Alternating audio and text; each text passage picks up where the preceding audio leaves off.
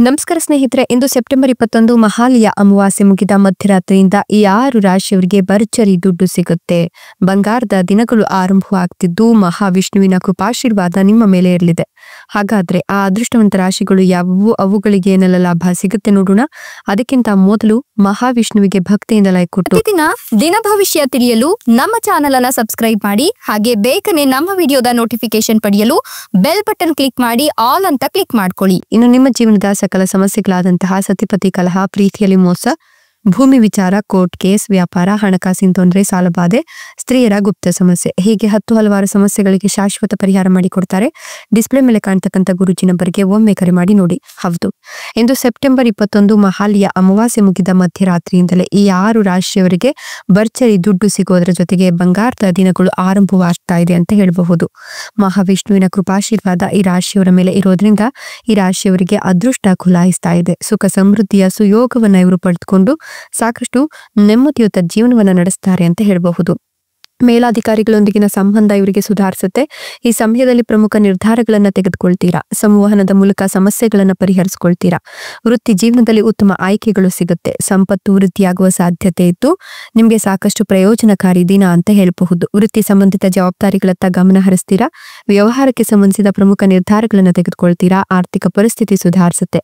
ಕುಟುಂಬದಿಂದ ಬೆಂಬಲ ಸಿಗುತ್ತೆ. ಆತ್ಮವಿಶ್ವಾಸ ಸಿಗುತ್ತೆ. ಹಣ ಗಳಿಸುವ ಹೊಸ ಆಲೋಚನೆಗಳು ಮುನ್ನೆಲೆಗೆ ಬರುತ್ತೆ. ಜೊತೆಗೆ ಈ ಸಮಯ ವ್ಯವಹಾರದಲ್ಲಿ ಪ್ರಯೋಜನಕಾರಿ ಅಂತ ಹೇಳಬಹುದು. ತಾರ್ಕಿಕ ಚಿಂತನೆಯಲ್ಲೂ ಯಶಸ್ಸು ಸಿಗುತ್ತೆ. ಸಂವಹನ ಕೌಶಲ್ಯಗಳು ಸುಧಾರಿಸಿ ಮಾತಿನಲ್ಲಿ ಮಾಧುರ್ಯವನ್ನು ಕಾಪಾಡಿಕೊಳ್ತೀರಾ.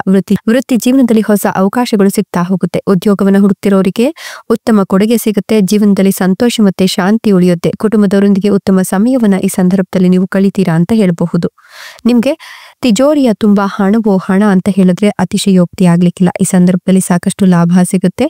ಆರ್ಥಿಕ ಸಂಕಷ್ಟಗಳಿಂದ ಮುಕ್ತಿಯನ್ನ ಕಂಡುಕೊಳ್ತೀರಾ. ಸಂತೋಷ ಮತ್ತೆ ಸಮೃದ್ಧಿ ನಿಮ್ಮ ಮನೆಯನ್ನ ಪ್ರವೇಶಿಸುತ್ತೆ ಅಂತ ಹೇಳಬಹುದು. ನಿಮ್ಗೆ ಈಗ ಜೀವನದಲ್ಲಿನ ಎಲ್ಲ ಕಷ್ಟಗಳು ದೂರವಾಗಿ ವೃತ್ತಿ ಜೀವನದಲ್ಲಿ ಪ್ರಗತಿ ಉಂಟಾಗಿ ವಿದೇಶಿ ಪ್ರಯಾಣ ಮಾಡುವ ಅವಕಾಶವೂ ಕೂಡ ಸಿಗ್ತಾ ಹೋಗುತ್ತೆ. ಅಲ್ಲದೆ ಕುಟುಂಬದಲ್ಲಿ ಶಾಂತಿ ಮತ್ತೆ ಸಂತೋಷ ನೆಲೆಸುತ್ತೆ. ಕಠಿಣ ಪರಿಶ್ರಮವು ಫಲ ನೀಡುತ್ತೆ. ನಿಮ್ಮ ಜೀವನದಿಂದ ಎಲ್ಲ ಕಷ್ಟಗಳು ಈ ಸಂದರ್ಭದಲ್ಲಿ ದೂರವಾಗಿ ನೆಮ್ಮದಿಯುತ ಜೀವನವನ್ನ ನಡೆಸ್ತೀರಾ ಅಂತ ಹೇಳಬಹುದು. ಇನ್ನು ಕೂಡ ಮದುವೆ ಇಲ್ಲ ಅನ್ನೋರಿಗೆ ಮದುವೆಯ ಯೋಗ ಇದ್ದು ಕಂಕಣ ಭಾಗ್ಯ ಕೂಡಿ ಬರ್ತಾ ಇದೆ. ದೀರ್ಘಕಾಲದಿಂದ ಬಾಕಿ ಇರ್ತಕ್ಕಂಥ ಕೆಲಸಗಳು ಕೂಡ ಪೂರ್ಣಗೊಳ್ಳುತ್ತೆ. ಹೊಸ ಉದ್ಯೋಗವನ್ನ ಮಾಡಬೇಕು ಅನ್ಕೊಂಡಿದ್ರೆ ಅಥವಾ ಉದ್ಯಮವನ್ನ ಆರಂಭ ಮಾಡಬೇಕು ಅನ್ಕೊಂಡಿದ್ರೆ ಖಂಡಿತವಾಗಿಯೂ ಕೂಡ ಈ ಸಂದರ್ಭದಲ್ಲಿ ನಿಮ್ಗೆ ಸಾಕಷ್ಟು ಲಾಭ ಸಿಗುತ್ತೆ. ಈ ಸಂದರ್ಭದಲ್ಲಿ ನೀವು ಏನೇ ಮಾಡಿದ್ರು ಕೂಡ ಅದೃಷ್ಟವೋ ಅದೃಷ್ಟ ಅಂತ ಹೇಳಬಹುದು. ಈ ಒಂದು ಸಂದರ್ಭದಲ್ಲಿ ನಿಮ್ಗೆ ಶುಭ ದಿನಗಳು ಶುರುವಾಗ್ತಿದ್ದು ಈ ಒಂದು ಸಮಸ್ಯೆಗಳು ನಿಮ್ಮ ಜೀವನದಲ್ಲಿ ಏನಾದ್ರೂ ತೊಂದರೆಗಳನ್ನ ಕೊಡ್ತಿದ್ರೆ ಆ ಸಮಸ್ಯೆಗಳು ಪರಿಹಾರವಾಗಿ ಪೋಷಕರ ಸಂಬಂಧಗಳು ಗಟ್ಟಿಗೊಳ್ತಾ ಹೋಗುತ್ತೆ. ಮಕ್ಕಳಿಂದ ಸಿಹಿ ಸುದ್ದಿಯನ್ನ ಕೇಳ್ತಾ ಹೋಗ್ತೀರಾ. ಹಿರಿಯರ ಮಾರ್ಗದರ್ಶನ ಸಿಗುತ್ತೆ. ಕುಟುಂಬ ಸಂಬಂಧಗಳು ಬಹಳಷ್ಟು ಬಲಗೊಳ್ತಾ ಹೋಗುತ್ತೆ. ಆರ್ಥಿಕ ತೊಂದರೆಗಳು ನಿವಾರಣೆ ಆಗುತ್ತೆ. ಇಷ್ಟೆಲ್ಲ ಲಾಭ ಮತ್ತು ಅದೃಷ್ಟವನ್ನು ಪಡೆದಿರತಕ್ಕಂಥ ಅದೃಷ್ಟವಂತ ರಾಶಿಗಳು ಯಾವುವು ಅಂದ್ರೆ ಮೀನ ರಾಶಿ, ಕಟಕ ರಾಶಿ, ಕುಂಭ ರಾಶಿ, ತುಲಾ ರಾಶಿ, ವೃಷಭ ರಾಶಿ, ಮಿಥುನ ರಾಶಿ. ಇವುಗಳಲ್ಲಿ ನಿಮ್ಮ ರಾಶಿ ಇದ್ದರೂ ಇಲ್ಲದಿದ್ದರೂ ಭಕ್ತಿಯಿಂದ ಓಂ ನಮೋ ಮಹಾವಿಷ್ಣುವೆ ಅಂತ ಕಮೆಂಟ್ ಮಾಡಿ. ಧನ್ಯವಾದಗಳು.